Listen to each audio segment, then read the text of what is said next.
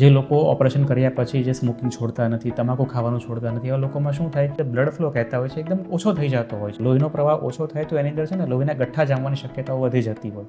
એકવાર જો ગઠ્ઠા જામી જાય ને તો એ ગઠ્ઠા જ્યારે શરીરના જે હાડકાની જે પોતાની લોહીની નસો હોય ને એ બ્લોક કરી દે, અને બ્લોક કરી દે એટલે હાડકાને લોહી બરાબર મળે નહીં અને હાડકું ત્યાંથી મરી જાય.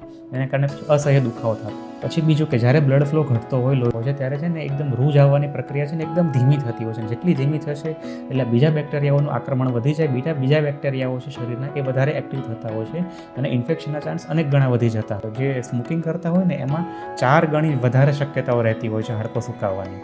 જે આપણે તમાકુ ખાતા હોય છે ને તમાકુની અંદર નિકોટિન નામનું એક તત્વ હોય છે, ઓસ્ટિયોબ્લાસ્ટ, એક હાડકાના નાના સેલ હોય છે કે જેનું કામ છે હાડકાનો ગ્રોથ કરવાનું, હાડકાનો વિકાસ કરવાનું, નવું હાડકું બનાવતું રહેવાનું.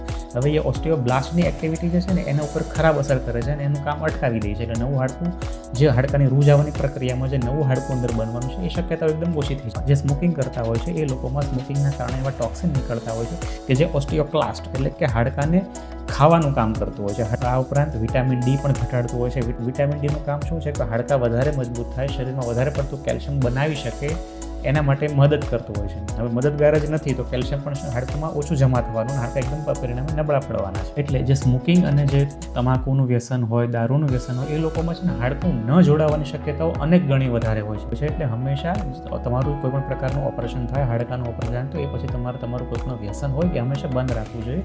તો ઝડપથી હાડકું જોડાશે અને તો ઝડપથી તમે કામ પણ કરી શકશો.